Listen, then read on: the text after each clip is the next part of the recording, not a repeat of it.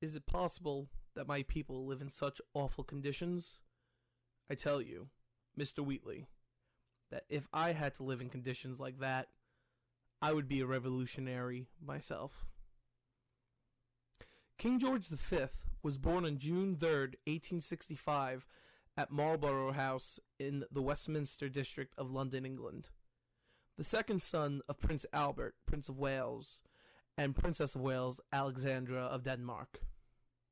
His full name was George Frederick Ernst Albert, being named after Queen Victoria's grandfather, brother-in-law, and husband, the Prince Consort.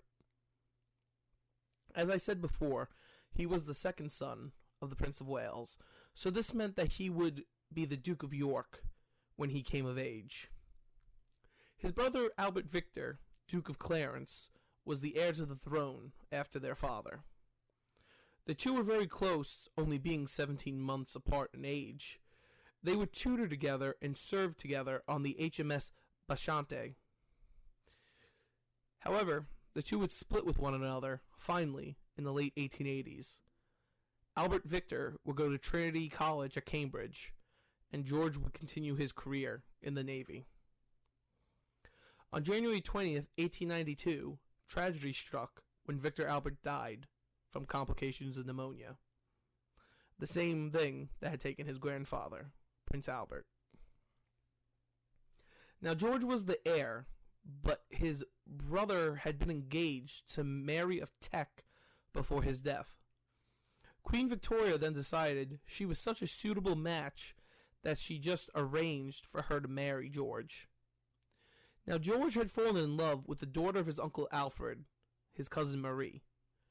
But the marriage was denied. Her mother, Alexandrinova, the daughter of Tsar Alexander II, viewed the marriage as inadequate because of the Princess of Wales, Alexandra of Denmark's family, who had become the royal family of Denmark very recent in history. But doing his duty, George would marry Mary on July 6, 1893, at St. James Palace in London. Now, instead of waiting for his father to ascend the throne, he would become the Duke of York as official third in line of succession. A position he in fact was not born for, but much like marrying Mary, he would do his duty to his nation. Now, England is different from other countries in Europe at this time. His first cousin was the Kaiser of Germany, Wilhelm. It was also a constitutional monarchy, but in Germany, the Kaiser was more of an executive position at this point, especially with the removal of Otto von Bismarck as chancellor. His cousin, Nicholas II, is the Russian Tsar, an absolute monarch who governs absolute over Russia. He is the heir in one of the few nations that his family, the royal family, has zero power in the actual governing of. The Duke would have 6 children, 5 boys and 1 girl. He was a strict father, saying the famous quote, "My father feared his mother, I feared my father, and I am damn well going to see it that my children are frightened of me." Though strict, the Duke and Duchess would try their best raising their children, but the family's entire life would change in 1901. On January 22nd, his grandmother, Queen Victoria, would die, ending her 63-year reign, the second longest in English history. Now, George's father, Albert, would rise to the throne. Instead of keeping his name as Albert, he chose his regnal name to be Edward VII, King of the United Kingdom, Emperor of India. This now changed the world for the family. George will now be elevated to the title of the Prince of Wales, the heir apparent to the throne of the British Empire. The prince and princess would assume the duties and begin touring countries of the empire, especially to award the empire for helping crush the Boer War in South Africa. The reign of Edward VII, though, would not last long. His father would die on May 6, 1910. His reign barely a decade. George then assumed the throne as King George V. Now, he decided not to choose a regnal name. A regnal name is the name you choose when you become a sovereign. So, for example, his father's name was Albert, but that was a very German-sounding name, so he changed it to Edward. Or even his grandmother, her regnal name was Victoria, but her birth name was Alexandrina. He would be crowned in Westminster Abbey with his wife Mary, and then go on a tour of Ireland. Early in his reign, he wanted to mend the divide that he knew existed between Ireland and England, especially due to the potato famine that had caused so many Irish to die. So, first thing he did was he refused to take the decree of Ascension unless the anti-Catholic language was removed from the decree. And also, following his coronation, he would then go on a trip to Ireland to visit his subjects in the Emerald Isle. He would also be the first emperor of India to actually be present for his coronation in India after he moved the capital of India from Calcutta to Delhi. In 1914, however, the issue of home rule of Ireland was shaking Parliament. So George attempted to mediate by holding talks at Buckingham Palace. They would not succeed, but Parliament agreed to have a vote soon on the subject. But on June 28, 1914, the heir to the Austro-Hungarian throne, Franz Ferdinand, would be assassinated in Sarajevo. Across Europe, fears of war began, starting what became known as the July Crisis. George's cousin, Wilhelm the Kaiser of Germany, had given Austro-Hungary what became known as a blank check, which then made Austria feel they can do whatever they wish with the support of the German Empire. However, their cousin Nicholas, the Tsar of Russia, was duty-bound to defend Serbia and all people of Slavic heritage. The king attempted to stop the war, as did Nicholas, but when the Russian army began to mobilize, Austro-Hungary and Germany declared war on Russia. Then France would declare war on Germany and Austro-Hungary. Now, England, contrary to what we learn in school, did not initially declare war on Germany. It was only when the Germans invaded Belgium did the English declare war. For one thing, the King of Belgium was also cousins to the King of England. But also, at the Congress of Vienna, following the end of the Napoleonic Wars, Great Britain had promised Belgian independence. However, the reality was, if the Germans were to have seized Belgium, they could seize the Belgian Congo. They would then be able to split Africa and the British colonies apart. George, of course, was reluctant, but knew it had to be done. However, as British troops landed in France, Belgium, and Africa, something bad was happening in England. Many in the public began to point out the royal family's connections to Germany. The king's own grandfather, Albert, was the son of the Duke of Saxe-Coburg, and his grandfather's brother had led German troops during the German Wars of Unification. So many members of the royal family held titles in Germany as well, but more specifically, they held German names.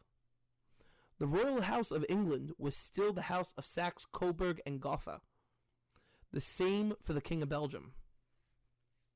So as anti-German feelings rose, a concern to change the name did as well.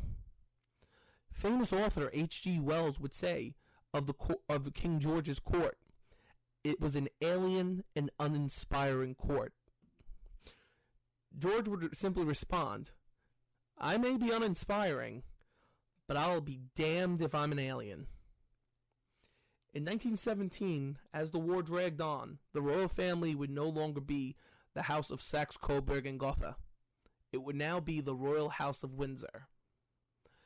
It's also at this time a distress call would come from the new Russian government. George's best friend, his cousin Nicholas, had been deposed as Tsar of Russia, and a new democratic government had taken over. The government offered to let the Tsar and his family be sent into exile in England. In fact, they had allowed most of the imperial Russian family that right already, and the Tsar had been the only one not evacuated yet. and George was more than happy to approve it. But before things could be finalized, the Prime Minister of the United Kingdom, David Lloyd George, stepped in. He made the point saying that they'd been painting the Great War as a war about freedom and democracy against oppression and tyranny, which is exactly what the Tsar was. Again, the Tsar of Russia was an absolute monarch. Not exactly a dictator, but he was a dictator in all but name. He technically ruled by divine right, in quotes, but he mistreated and used his people as if they were nothing. So George was forced to deny his cousin. George would never forgive himself for this. The Tsar and his family were then executed in March of 1917 by communists. The Great War will finally end on November 11th, 1918. His cousin, Kaiser Wilhelm II, will be sent into exile in Holland, leaving George one of the only monarchs still on his throne. George would serve into the 20s. His second eldest son, Albert, would marry Elizabeth Bowes-Lyon, a daughter of a minor Scottish noble. However, his heir, David, was not married yet, and he was the Prince of Wales, the heir to the throne. But still at home, something else was going on. Since the reign of the Stuart kings, the United Kingdom had been a united kingdom of both islands, Ireland and England. But during the Great War, an uprising was sparked in Ireland in 1916. When the war ended, many of those who were leaders and involved were freed and sent back to Ireland. Under the command of a man from County Cork in the southern province of Ireland of Munster, named Michael Collins, a war of independence had broken out. Though many were horrified by the actions committed by the Irish Republican Army, George had personally been more horrified by how his country was dealing with the rebels. Not only was his country targeting IRA members, but they were targeting Irish civilians, sacking Catholic churches, and killing innocent women and children. And he made it known of the horror and disapproval he had for this to Prime Minister Lloyd George.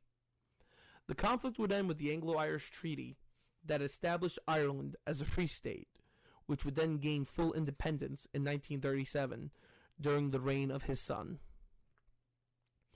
George would be a calming presence to the empire, even as the Great Depression struck. He started radio addressing the people to bring ease to them and make them feel more connected to their monarch. In January 1936, the king had become ill, not being able to leave his bed in Sandringham. On the 20th of January, 1936, King George V passed away. His son David would be immediately declared king by his mother Mary and brother Albert, declaring "Long live the king." George would be moved to Windsor Castle, where he is buried in St. George's Chapel. His wife Mary would outlive him until her passing in 1953, a year into her granddaughter Elizabeth's reign as Queen of England. George was the king England needed. He was not a cavalier like Richard I. He was not pompous like George IV. He was calm and a respectful gentleman who led his country during the Great War and Depression. He is immortalized throughout the dominions by statues, the most famous being the one in front of the Palace of Westminster, where members of Parliament pass him every day. Thanks for watching, friends. With the passing of the Queen, I thought it would be interesting to do videos on her predecessors in the House of Windsor, and this is just the first of 3. Thanks for joining us. Please like, share, and comment. And for our new viewers, please subscribe. Why not? I have new videos up every day of the work week. I love sharing history with everyone. Hopefully we'll have some new things coming soon. I have big news on the Zulu front. Thank you so much for joining us, and we'll see you in the next one.